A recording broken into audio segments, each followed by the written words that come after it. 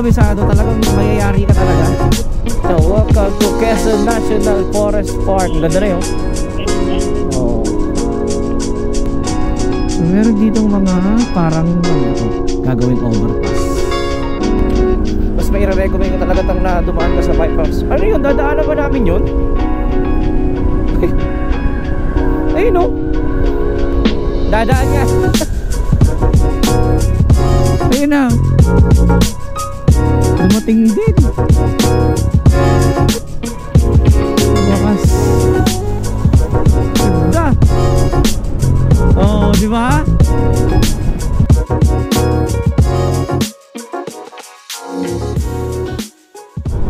Yo, what's up guys? Good morning.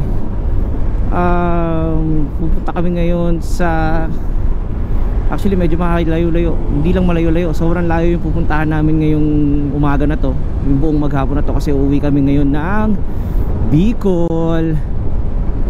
Uuwi kami ng Bicol. Actually kasama ko si Ermat, kasama ko si nanay ngayon kasi meron kaming aasikasuhing ano lang naman, dokumento lang naman ng mga properties sila doon.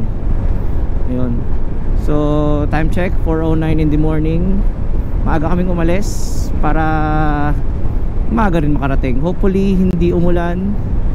Pero well, Bicol yun, baka dito pa lang. Pero sana hindi kami ulanin kasi para dire-diretso ang biyahe namin. Actually after, di ko alam kung ilang taon na, kasi parang ang huling uwi ko ata is ano ba, 2017, 2018 pa ata. Naka M3 pa ako nun. Yun na ata yung huling uwi ko nun. Ngayon na lang ulit ako babalik doon ngayon sa Bicol. Check natin ng road conditions, kung maganda ba ngayon ang kalsada. Pero sa tingin ko hindi. Kasi lalo yung last December yun, nababalitaan natin, di ba, na marami ako napapanood yung December, at talagang ang daming ginagawang kalsada doon, sira-sira. So yung traffic talagang congested. Pero sana mild na lang ngayon. So pinili din namin magmotor ni nanay kasi para yun nga, dahil nga sa mga maraming ginagawang kalsada, para ma-less hassle sa traffic. Sana kayanin ni nanay at kayanin ko din. Ayun, so currently nandito tayo ngayon sa Commonwealth Avenue. Yan, kung makikita yung kalsada, ayun ng MRT7 na sa taas ko. Siguro from time to time update ko na lang kayo kasi madilim pa naman. Maya siguro mga after 2 hours or 1 hour, okay, magiging okay na yung ano, yung panahon natin, tsaka yung ano natin, mag-uumaga na rin naman na. Ayun, so ano na lang, update na lang ulit mamaya. Bounce na, Teresa Antipolo na.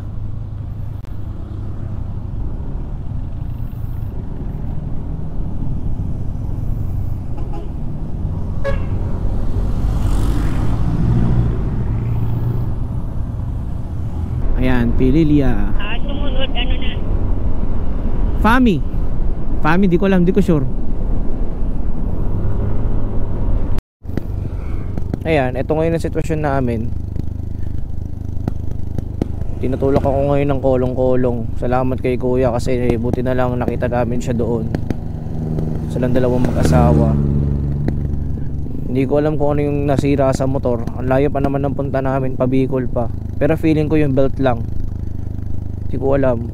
Pero dito kasi sa ano nawawala na yung belt eh. Parang feeling ko belt lang yung naputol eh. Sana belt lang.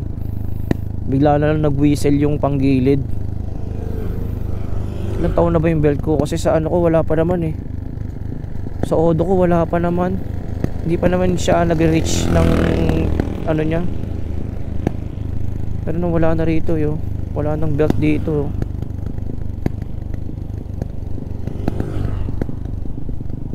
Nakakainis. Sa tagal-tagal ko nagra-ride, ngayon lang ako naanuhan ng belt. Pero feeling ko sana belt lang. Ayun, update ko na lang kayo mamaya. Going to Fami Laguna. Grabe yung ang lawak ng ano, ng palayan nila rito. Time check 7:13. Yung kaninang aberya ko pala, ano pala yon? Yung nut ng pulley lumuwag. Siguro nung nag-maintenance ako last time, hindi ko masyadong nahigpitan. Buti na lang minor lang yung nangyari. Buti na lang hindi gaanong malala yung nangyari dun sa motor. Buti na lang tsaka hindi naman totally damaged yung yung pulley set natin. Kaya ayun, thank you Lord. Hindi kami nag-almusal ng tropa, VRC. Ay, mga bigis yun Update ulit mamaya. Bye.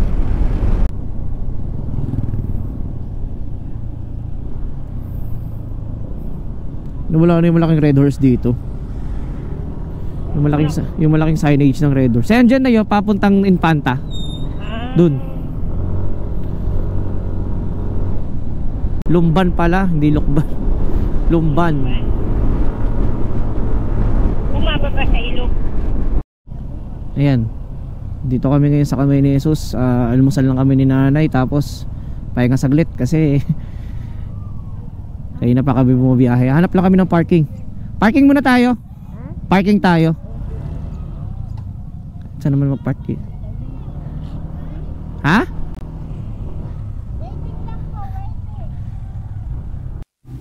Yo, what's up? So CR break lang muna kami dito sa may PTT Lokban. Actually galing na kami doon sa may Kamay ni Jesus. Kumain lang kami doon, okay, masala saglit. Saglit lang, mabilisan. Tapos dito CR break lang. Tapos alis na agad kami. Hindi na ako masyadong gano'n na footage kasi layo pa, sobrang layo pa ng biyahe namin.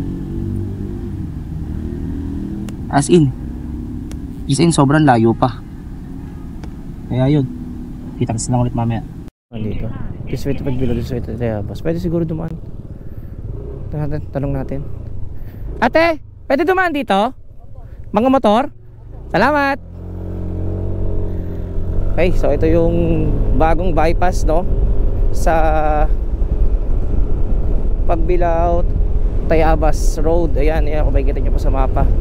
Yan, so yan yung binabagtas natin ngayon. Actually first time kong dadaan dito. Tingnan natin kung gaano kaganda dito ngayon.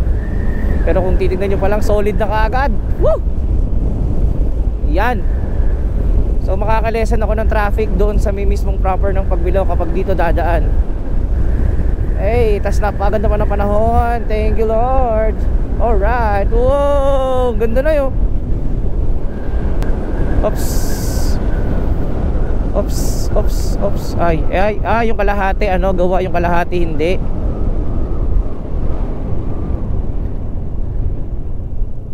Yeah. Ay.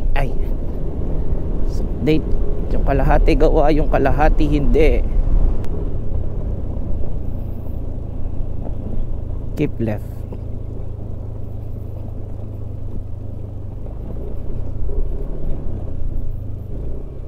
Yeah. Wala pang dumadaan dito na mga bus. Kasi bago pa lang siya. Tingnan mo, bilis natin. Sa labasan na kaagad tayo. Ganda ng tulay na to. Wala pang pangalan yung tulay.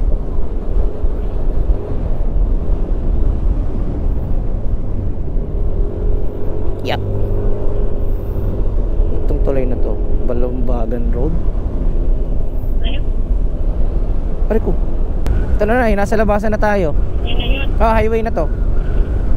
Ayun na, pas pakaliwa na tayo. Tapos pa dire-diretso na tayo ng Papagbilao.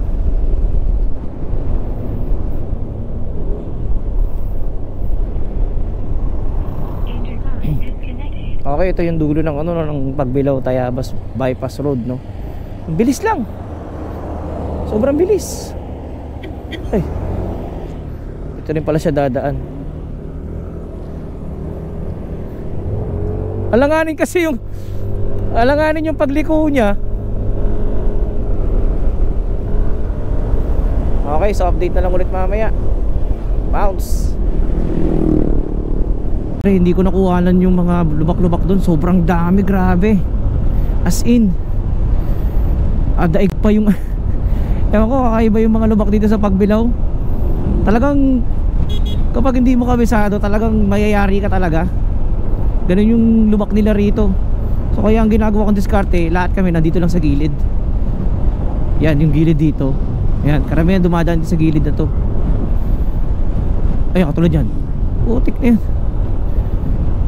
Pag di mo talaga nakita, talagang katapasan mo na. Kasi ang lalalim talaga, parang mga kalahating ano, mga kalahating dipa. Ang Bundok Peninsula. Ayan pala yung daanan papuntang Bundok Peninsula. Papunta na to ng Bitukan ng Manok. Konti na lang, pabitukan manok na tayo. Dito yung dumadaan yung bus ninyo. Tapos dito tayo, ayun o. Dito tayo papay, dire-diretso na tayo ha.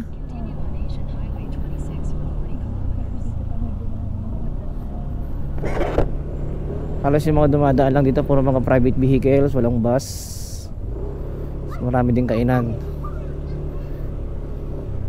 Malamig pati dito. Ayan na, welcome to Quezon National Forest Park. Ang ganda na yun. Ganda. Oo. Ganda. Ganyan. Naabutan mo tong wala pang ganito? Wala. Yung ano pa lang siya. Talagang mga ano-ano pa? Oo, bundok talaga. Nakakatakot kaya. Kasi pag lumungaw. Nakakalula. Buti nga hindi congested ngayon eh. Pag dumadaan kami dyan, laging stoplight kami dyan eh. Dito nung nakausap namin nun, dito kami nakapwesto nun eh. Sa gilid na to, yan dyan.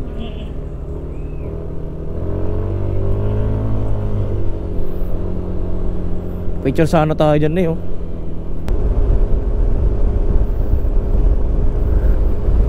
Yung mga bypass road dito papunta sa Bicol, yun ang okay.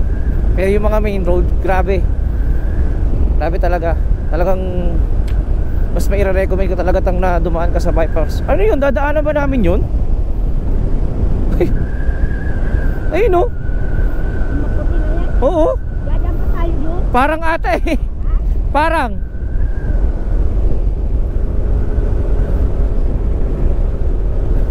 Parang dadaan ata kami dun ah.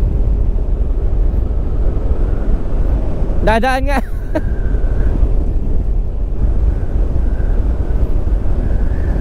Ay, sasapwet. Dadaan ba kami? Parang oo nga. Hala, ahon na naman. Ay, oo nga nay. Ang taas na yun. Diyos me. Ang taas. Ang taas. Putik. Tapos blinking pa ako. Nakakatok pa naman. Ang taas. Oo. Grabe.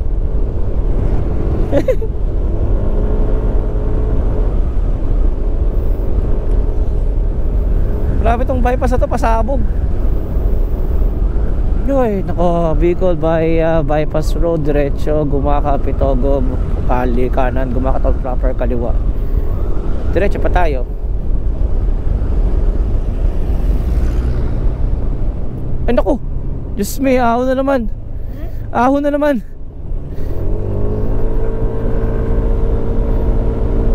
Naku, puro ahon.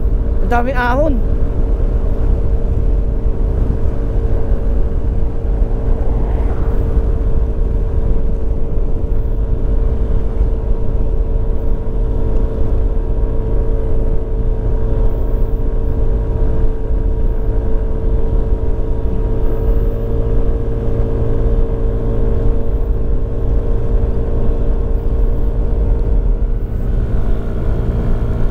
Minutes ng mga troso.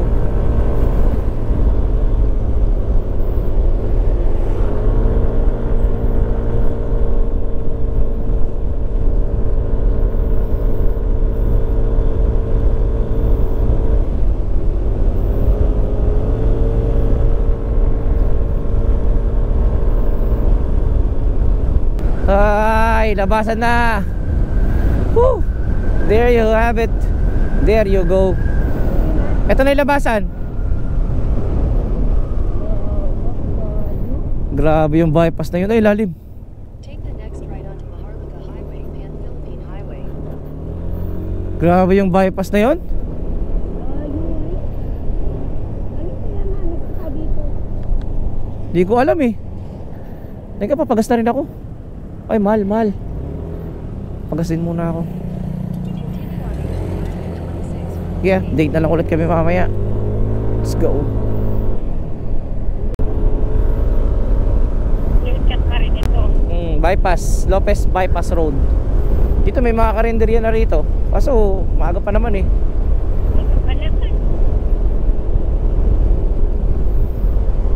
Ay, dire-diretsuin na natin muna to.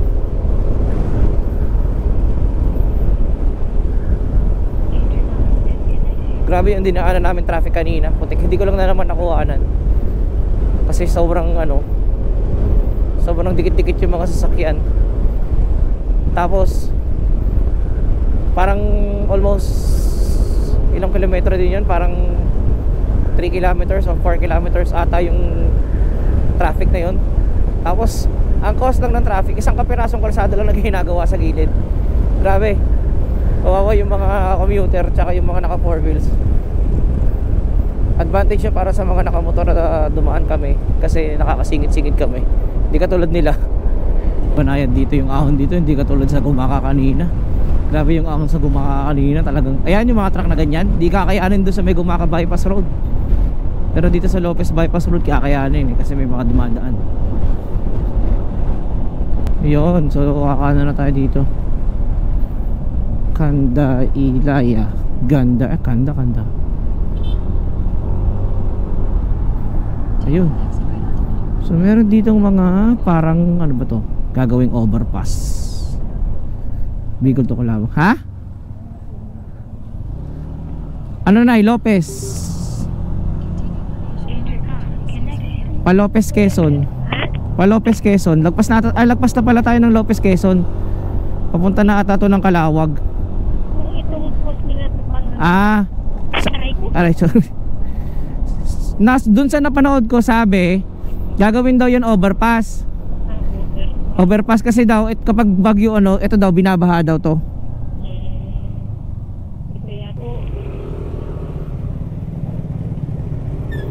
No? Malata mo naman na talagang binabaha to kasi basag-basag yung kalsada dito. Wawa naman yung mga nakatira dito. Tingnan mo yung bahay na to.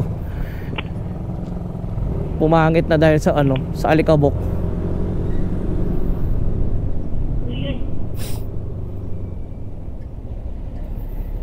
Calawag 10 kilometers.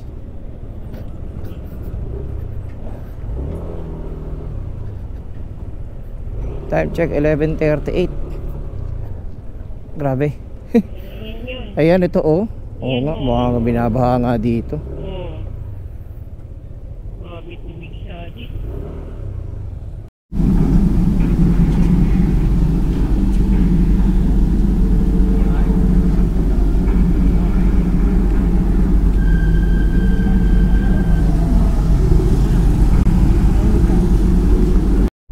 Grabe yung lubak. Yan, walang ulan dito.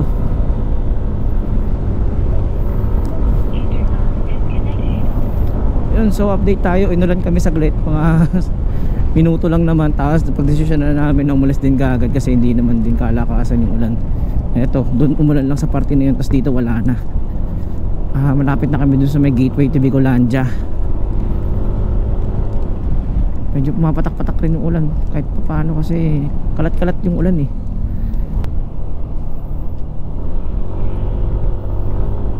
Welcome to Calawag, ibig sabihin dito na tayo sa Bicolandia.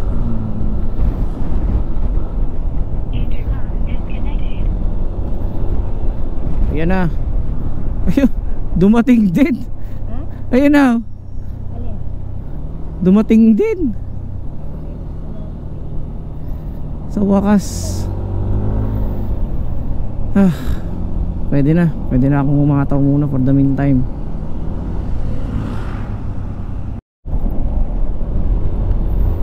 Yun, finally dito na tayo sa intersection ng from Padaet to Camarines Sur.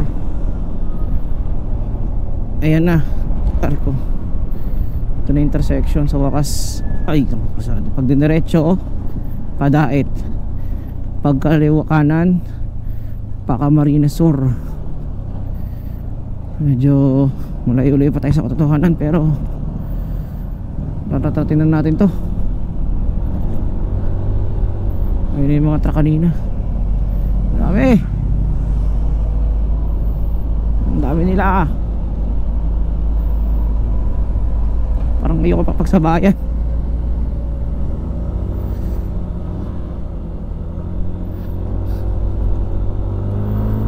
Ay nako. Update. So nandito pa rin tayo sa Andaya Road or Andaya Highway. Road check. Para sa akin mas okay pa itong kalsada dito ngayon sa Andaya Highway or yung papuntang Ragay Road compare doon sa may Pagbilao kanina. Di katulad way back 2018-17 nung huling punta namin dito, talagang sakit ng ulo namin dito sa kalsada na to. Pero tignan nyo naman ngayon, meron pa rin mga mangilan-ngilan na kalsadang butas, pero mostly mas okay na siya honestly kumpara nung dati. Kung may ayaw man akong daanan, iyon na yung sa may Pagbilao banda. Talagang butas-butas ang kalsada. Titignan nyo naman yung kalsada dito ngayon sa Andaya Highway. Bang! Diba? Talagang ang smooth talaga ng daan ngayon dito, pre. Ayun tingnan mo. Rolling kami ng 80 to 70 ang takbuhan namin. Pero tingnan mo naman, meron man mga mangilan-ngilang butas pero bearable. Kayang iwasan, kayang makita. Katulad yan. Yan, pero yung dun talaga sa may sa may Pagbilao talaga kanina, grabe. Iba yun. To the highest level yun. Yun ang dapat talagang gawin. So, currently hindi pa kami nakakalabas, hindi pa kami nakakarating ng Sipokot. Malayo-layo pa actually. Ano ba nakalagay dito? Meron pa kaming 40 kilometers 40 kilometers bago makarating dun sa pinakadulo. So chilling lang kami dito ni Airmat sa kalsada. Balikan ko na lang kayo pag nakalabas na ulit kami or pag nakalabas na kami ng Andaya Highway. Tingnan mo, 20 kilometers away from intersection doon sa may Sipokot. Shoutout sa dalawang to. Kung sino man kayo, thank you mga Lodi. Ginawa ko silang spearhead kasi sumisenya sila sa mga lubak. Nakakatawa. Kaya na pa kami magkaka-pacing tatlo dito pa rin kami cruising sa Andaya Highway. Ayan. Ayan panis.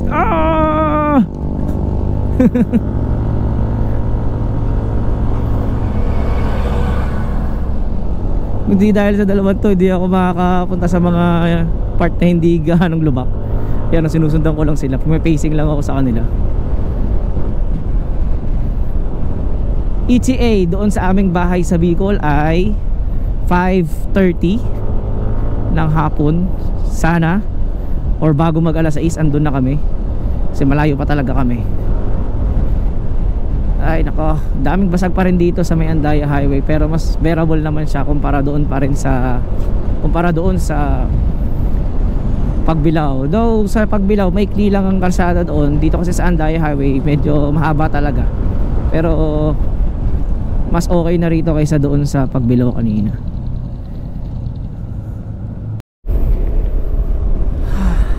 Update.